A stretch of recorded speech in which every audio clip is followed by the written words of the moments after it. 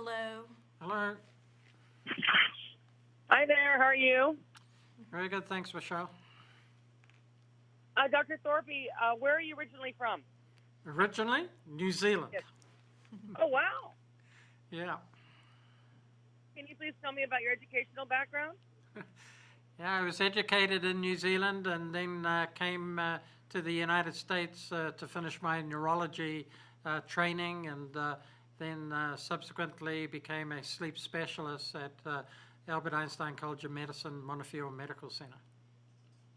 And that's your present title right now? Correct. And Jessica, where are you from? I'm from Atlanta, Georgia.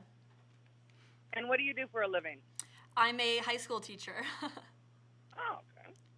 Now first, what is narcolepsy? Well, narcolepsy is a lifelong incurable neurological disorder, and it causes people to be very sleepy during the daytime. And they also have another symptom called cataplexy, which is emotionally induced muscle weakness. About 66% of patients with narcolepsy have cataplexy. But in addition to that, they have disturbed sleep at night with a lot of nightmares and unpleasant dreams and hallucinations, as well as the feeling of being paralyzed at night that we call sleep paralysis. So as well as being sleepy during the daytime and having weakness episodically during the daytime, these people also have disturbed sleep at night. Now, narcolepsy is often used as a device in film and television. What do these depictions get wrong? Yeah, I mean, it often is portrayed in television things, but many patients, unfortunately, or many individuals misunderstand about narcolepsy, and they tend to make light of the symptoms, but it's a very serious and disabling condition. 86% of patients feel that it's a life-changing disorder for them. How do people get narcolepsy?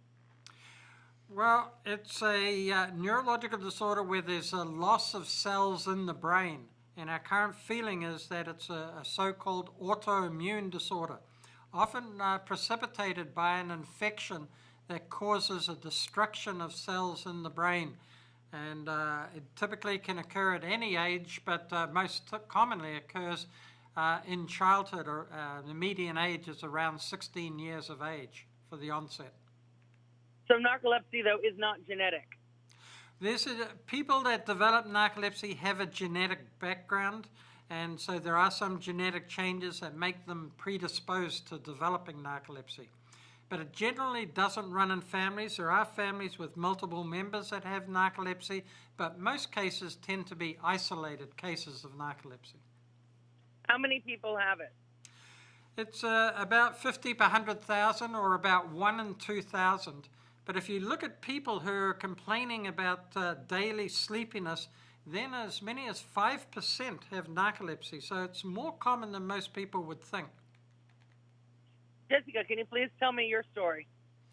Sure. So I thought it was normal to feel as sleepy as I did when the symptoms started. I was about 18 and I was going to college, so I assumed that if I was a busy student, it was normal for me to feel sleepy.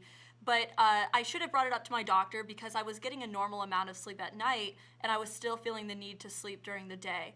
I was also having the muscle weakness that Dr. Thorpy mentioned, where at times I would even fall to the ground, and that's initially what I went to the doctor for. And it wasn't until about 8 years after my symptoms started that I was formally diagnosed with narcolepsy. Now, can you please tell me about the new study? Well, the new study showed that patients are severely affected by narcolepsy. 86% felt it was a life-changing disorder. Physicians don't have enough knowledge about narcolepsy, and only 12% of patients who are treated by medications find that it effectively controls their symptoms. 88% of patients felt that there was a need for new treatments for narcolepsy, and 97% of the physicians surveyed felt that new treatments were needed for this disorder. Now, can you please detail the symptoms? I know it's about sleepiness during the day, but do people actually fall asleep, or just are they overly tired? Well, Most patients who have narcolepsy are tired, fatigued, and sleepy during the day, and it never goes away. It's present all the time. Even if they take a nap, they may be refreshed for a few minutes, but then they get tired and sleepy again. In addition to that, there's emotionally induced weakness, so they can fall to the ground. If they're laughing or hear a joke, they may get a weakness that causes them to drop things or to stumble, or their head to fall forward and slur their voice. And then they have vivid dreams and nightmares and paralysis at night. Now, where can people find this study? So in order to learn more about the study and also the symptoms that narcolepsy has, to maybe see if the sleepiness that you're experiencing could be actually narcolepsy, knowNarcolepsy.com, that's KNOW narcolepsy.com, has not only patient testimonials so you can hear directly from people with narcolepsy, but also it has symptoms so that people who might be experiencing this kind of everyday sleepiness can check whether they might actually have a condition. And information for physicians is on there as well.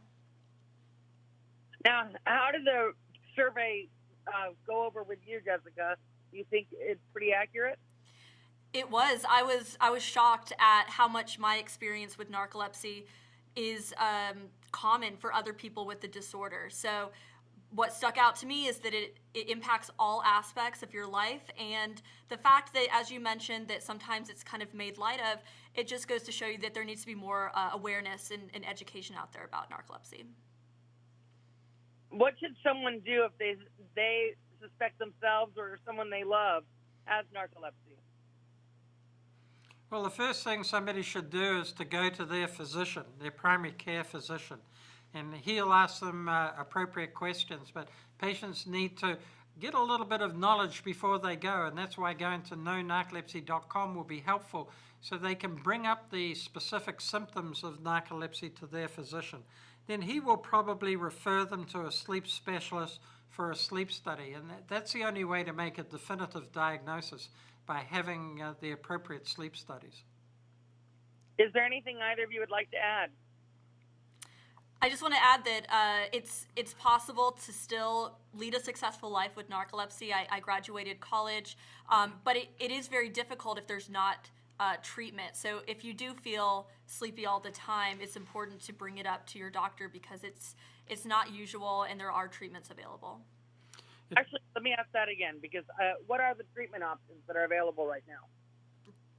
Treatment options are mainly medications, so we have a variety of medications, but there are problems with the medications. Sometimes they don't work in certain patients.